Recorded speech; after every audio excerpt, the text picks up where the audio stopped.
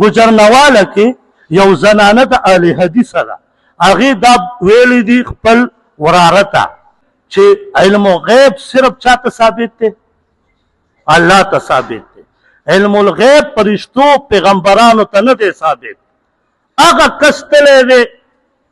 ملتان کې کار کو هلته ورته ملا په منبر ویلي چې څوک وایي چې علم الغیب پیغمبر ته نه دی ثابت دا ګستاخ دی او مړی کوي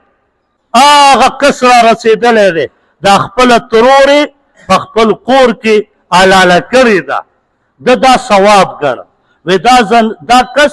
څوک دی ګستاخ رسول پارټوی مونږ دومره تباه کړي خفه کېږئ ما په دې پارټو کې چې مونږ کم ننوتي یو چې هله دا څوک دا دیوبندي دی لرې که مړه اهل حدیث ورباندې ته سپېږمۍ بروسې کړي زمونږ دیوبندي چې را روان وي دا څوک دی وابي دی لرې که کافر دی دا څوک دی دا خو پنځپیره ده پسې خو مونځ هم نه کېږي پیمانې وه دې ځای نه مونږ وپړسئ دا تاسو مونږ پړسئ که نه پړسئ او والله چې دا کم مناظرین دي والله په منبر د رسول الله صلی الله علیه وسلم باندې ناست یم قرآن مې مخې ته دی که دروغ ویم زمونږ مناظرینو